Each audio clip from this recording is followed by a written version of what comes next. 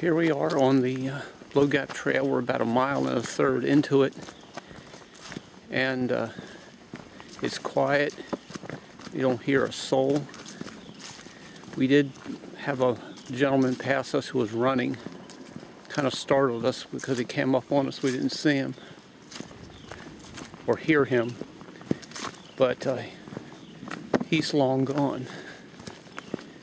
So give me a moment and I will turn the camera around so that we can see where we're going here.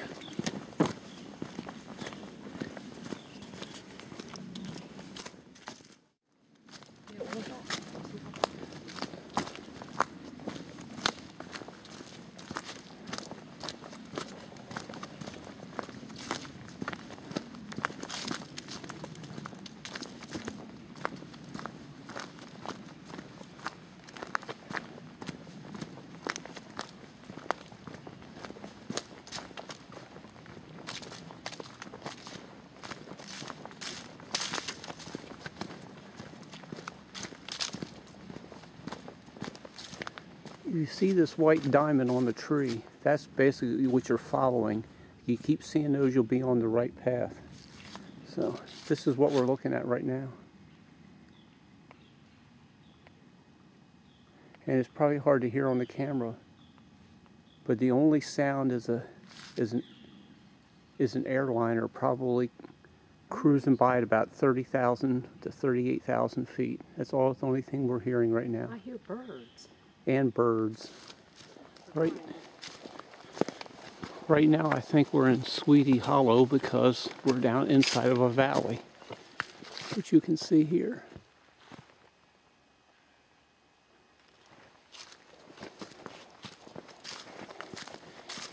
At some point up here is a place called a rock shelter. It will be up to your left or north, I believe. And it's some rock cliffs that are way up high. That's a shelter. So for right now, we're getting into this creek and I gotta be able to watch where I'm going. Oh, I can do it. I was gonna cut the camera off, but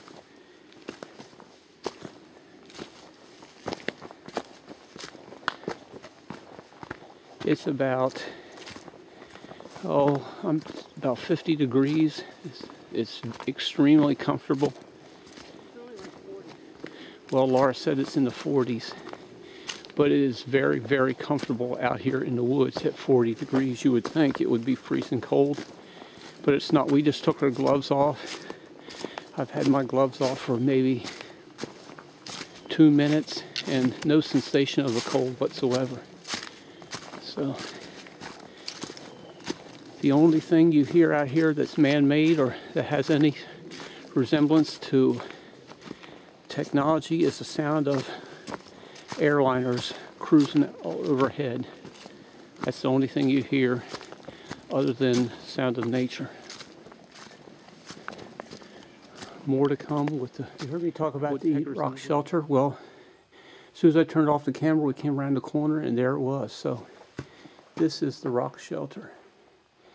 It's about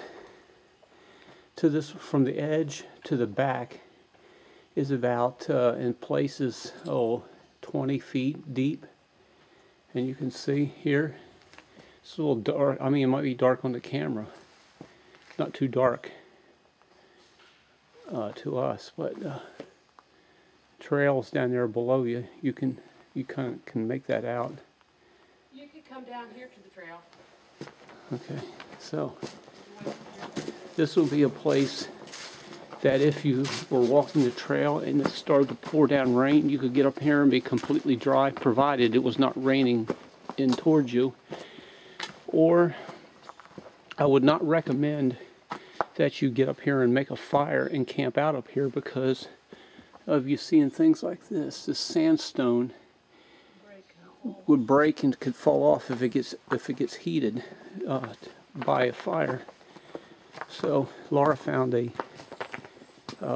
end of the rock shelter. There's a little path that goes back down to the trail, so that's what we're going to do.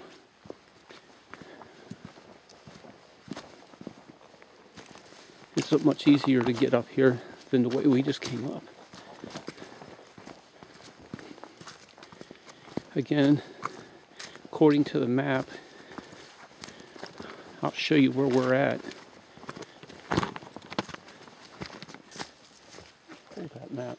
If you look here at the map, we are, if I find my finger, right here on the map. We started out right here, so we've made some real good time. We're in the testicle. We're down in the testicles of the trail. Here's the penis of the trail. Now here's the testicles of the trail. And so we have to follow. We're going along this way, up, around, and we'll end up right back up here. So we are now about 4 miles in. We just crossed over the Orcut Road. Took 10 minutes. It took a quick break. Get some. What they call the back country. We're now in the back country. Where there's primitive, you can camp out. Where you can camp primitively. So, people with shotguns. yeah, we see people out here hunting. We've seen several fellows out here with shotguns. I guess it may be turkey season, shooting squirrels or something. I don't know, but lots of dudes out here with their shotguns. So, hey, you can't tell, but we're going up an incline now. So on we go.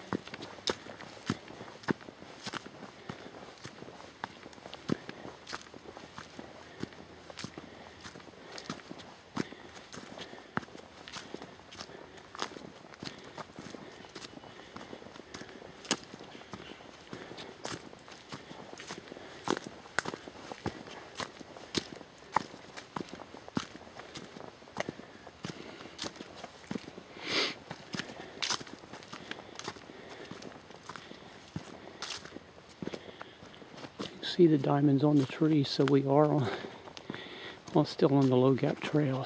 So at some point up here we'll show you a shot of where the primitive camping is, where we'll spend the night next year. If we had the gear, we would do it this year.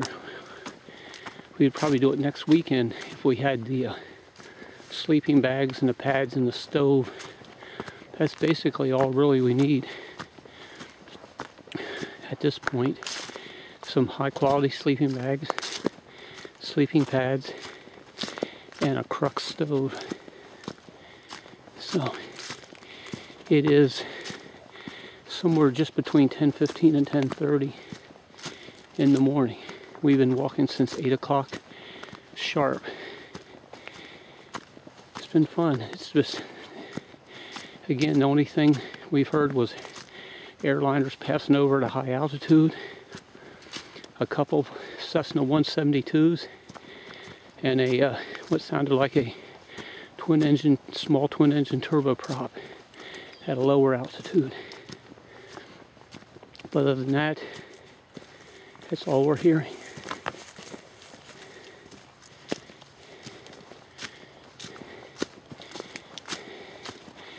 If you give me a moment, I'll flip the camera around so try and see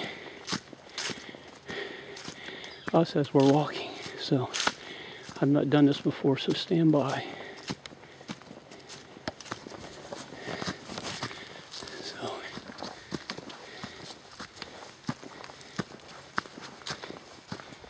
here we are.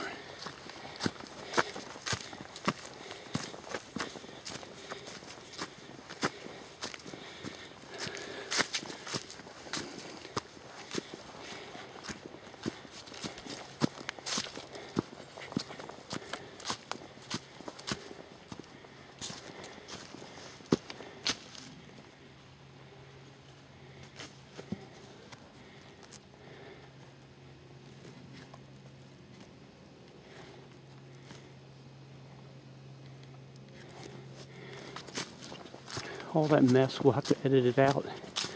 Once we get a computer or just overlook it. I must have touched the zoom button, and so the camera's panning too fast, and it didn't like it. So we're still moving uphill. It's not real steep, but it's still uphill.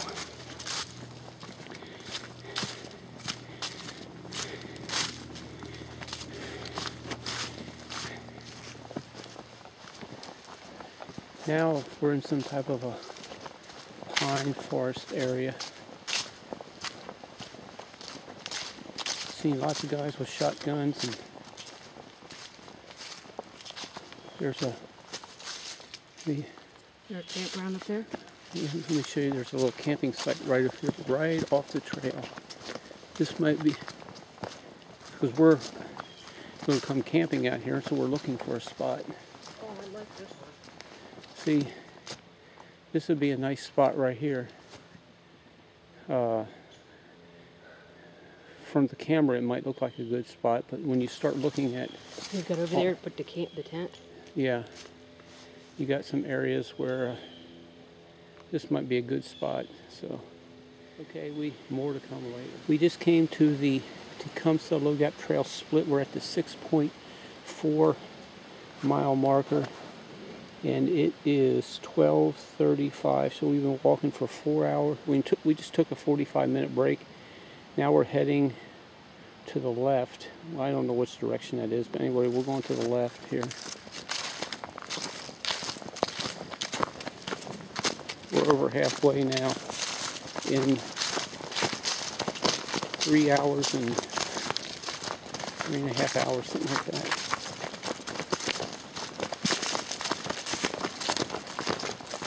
We've seen men with shotguns. We've seen men with saws. We've heard shotgun fire.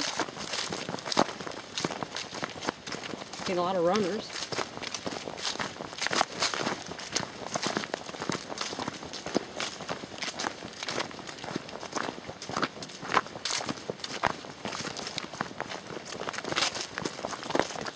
This is the Orcut Road that we're on now. From what I understand from videos on YouTube from other people, that this road goes a pretty good ways.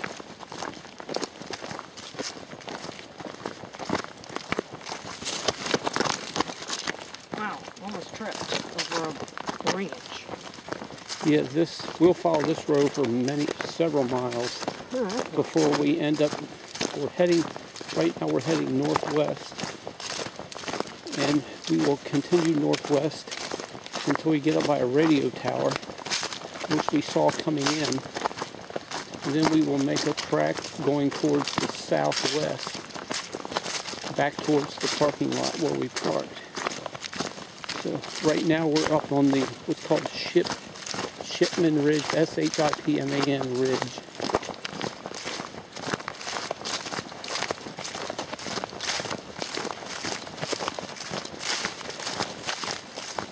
We're coming to the bottom of Orcut Road, at least as far as we know it, to Tulip Tree Trace Road.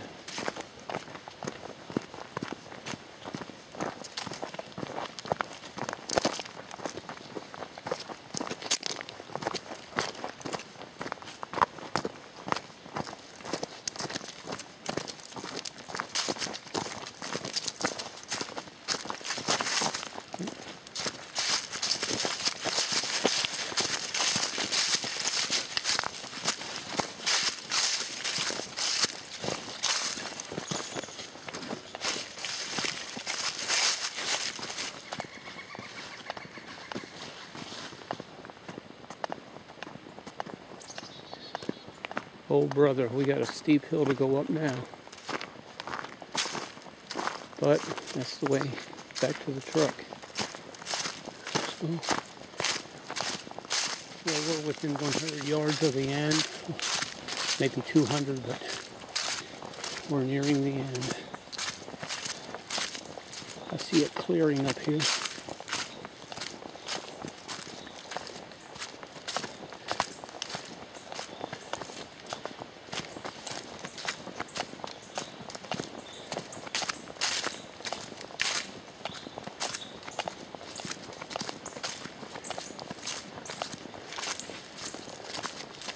Not so quick. We're very, very close, but we haven't gotten there yet.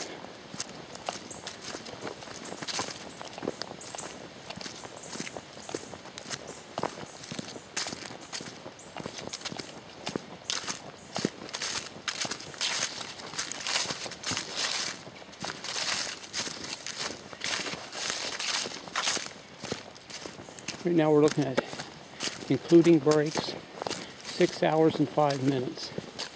Take 45 minutes off of that, and probably take an hour off of that, which was the break time. We total walking time, we're about 5 hours and 5 minutes, that's a pretty good pace, I reckon. Okay. Well, I can see the parking lot from here. There's no sense in you trying to see it, but now we're within just a few minutes of the parking lot. I can see vehicles up there.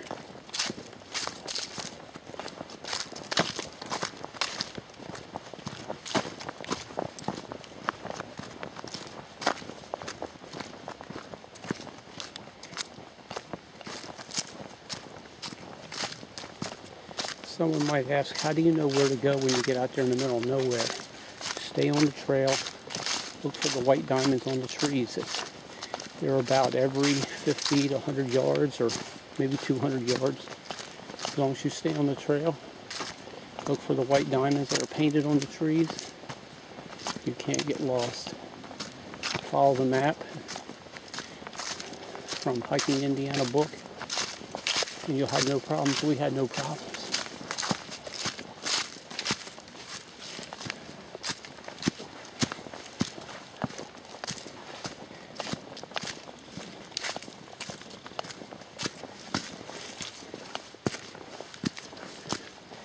So we just finished our first long miler, a 10 miler.